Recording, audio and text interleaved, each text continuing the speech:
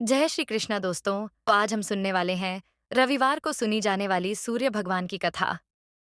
सूर्य भगवान की कथा सुनने से आपके घर में सुख समृद्धि बनी रहती है और सूर्य देव का आशीर्वाद सदैव आप पर बना रहता है। तो चलिए कथा शुरू करते हैं।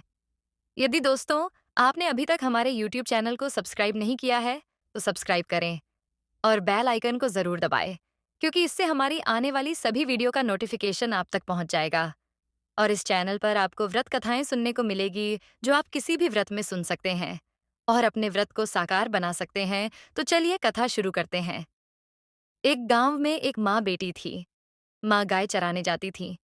चैत्र का महीना आया। सूरज रोठा का रविवार आया। माँ ने बेटी से कहा, बेटी, आज तू तेरे और मेरे लिए 2 रोट बना ले। मैं गाय चरा कर आती हूँ, फिर हम दोनों पूजा करेंगे। बेटी ने माँ के निमित्त एक रोट तैयार किया और एक अपने लिए। माँ जब गाय चराने जाने लगी तो बेटी से कहने लगी कि कोई भिखारी या साधु खाना मांगने आए तो आज उसे रोट मत देना, आटा दे देना। इतने में सूरज भगवान खुद जोगी का भेष धारण करके आए और बोले, माई भिक्षा दे। जब बेटी ने आटा दिया तो साधु ने उसे श्राप देने का भय दिखाया तो वह डर गई। उसने नीचे वाले रोट में से एक टुकड़ा तोड़कर साधु को दे दिया। वह रोट उसकी माँ के पेटे का था। जब उसकी माँ गाय चराकर घर वापस आई और पूजा करने बैठी, जैसे ही माँ ने रोट खंडित देखा तो वह पागल हो गई और बेटी को झाड़ू और लकड़ी से मारने लगी। बेटी जान बचाने के लिए वहां से भाग गई और जंगल में एक पीपल के पेड़ पर जाकर बैठ गई। वहां बैठकर रोने लगी। ऐसे 2-3 दिन निकल गए। वह भूखी प्यासी पेड़ पर बैठी रही तो सूरज भगवान को उस पर दया आई। सूरज भगवान ने उसके लिए पानी व चूरमा भेज दिया।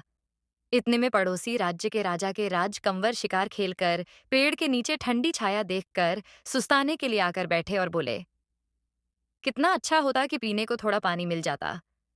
ऐसा सुनते ही लड़की थोड़ा सा पानी नीचे गिराती है तो कंवर गिरता हुआ पानी देखकर उसे पी लेते हैं। अब कंवर को भूख लगने लगती है। कंवर बोलते हैं, मुझे भूख लगी है, कोई खाने को दे तो कितना अच्छा होगा। तो लड़की थोड़ा थोड़ा करके ऊपर से चूरमा गिराती है तो कंवर गिरते हुए चूरमे को हाथ में लेकर खा लेते हैं, जिससे कंवर की भूख प्यास मिट जाती है। अब वह विचार करने लगता है कि अवश्य यहाँ ऊपर कोई है। ये सोचकर कंवर ने अपने सिपाहियों को पीपल के पेड़ पर खोज करने के लिए कहा। सिपाहियों ने सब जगह देखते हैं, परंतु उनको कुछ नहीं मिलता है। तो राजा का कंवर खुद पेड़ पर चढ़ता है और ढूंढता है तो उसे लड़की नजर आती है। राजकुमार उससे पूछते हैं, तू कौन है? तब लड़की अपनी सारी कथा सुनाती है तो राजा के कंवर उसकी मासूमियत, सच्चाई और सुंदरता से प्रभावित होकर उससे पूछते हैं, मेरे साथ शादी करोगी? तो लड़की बोली, आप तो नगर के राजा हो, मैं तो गरीब अनाथ लड़की, मेरा तो कोई नहीं है, आपकी और मेरी जोड़ी कैसे बनेगी? परंतु राजकंवर नहीं माने और गाजे बाजे के साथ उस कन्या को पीपल के पेड़ से नीचे उतार के ब्याह करके अब महल में लेकर आ गए। कुछ समय बाद राजा की मृत्यु हो जाती है और राजकंवर राजा बन जाते हैं। वह लड़की रानी बन जाती है। बहुत दिन बीते। एक दिन उसकी माँ झाड़ू बारे बेचती हुई उधर से निकलती है तो रानी उसे पहचान लेती है। वह दासी से कहकर उसे ऊपर बुलवा लेती है, परंतु उसकी माँ अपनी बेटी को पहचान नहीं पाती है। रानी उससे उसके बारे में और उसके बच्चों के बारे में जानकारी लेती है। तो उसकी माँ उसे बताती है कि उसकी एक बेटी थी और कैसे एक दिन उसने उसकी बेटी को मारा, जिससे वह जंगल में भाग गई। अब रानी उससे उसकी बेटी के बारे में पूछती है कि उसकी बेटी अब कहाँ है। तो वह कहती है कि अब तो उसे जंगल में कोई जानवर मारकर खा गया होगा, और ऐसा कहकर वह रोने लगती है। तो रानी उसे अपनी सच्चाई बता देती है। जैसे ही उसकी माँ को पता चलता है कि रानी ही उसकी बेटी है, तो वह उसे पुनः मारने लगती है। बेटी दुखी होकर उसे एक कमरे में बंद करके ताला लगा देती है। अब एक दिन राजा जी ने सारे कमरे की चाबियां मांगी तो रानी ने सब कमरों की चाबी दे दी, पर उस कमरे की चाबी नहीं दी जिसमें उसकी माँ बंद थी।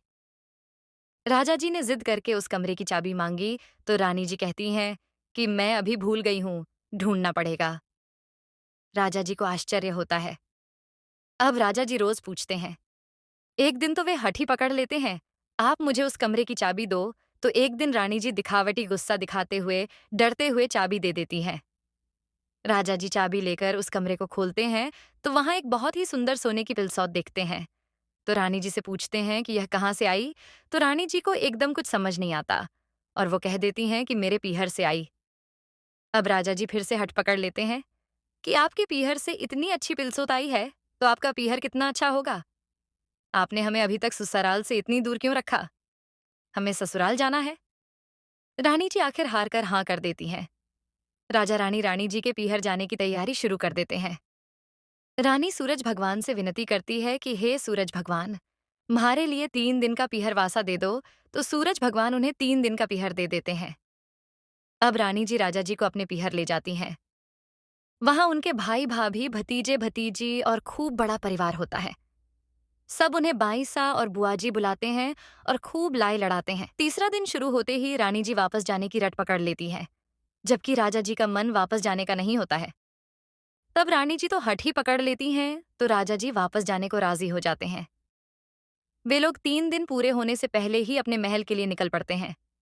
वे लोग थोड़ी दूर पहुंचे ही थे कि रथ का चालक बोला कि मैं घोड़े की जीन वहीं भूल आया। आप कहें तो मैं जल्दी से लेकर आता हूँ। राजा जी की अनुमति लेकर वह गांव की तरफ जाता है।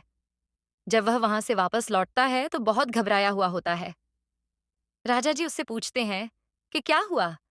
तब वह बोलता है कि वहां तो कोई गांव नहीं था, न ही कोई व्यक्ति था। वहां तो जंगल ही जंगल था और घोड़े की जीन भी एक पेड़ पर टंगी हुई थी।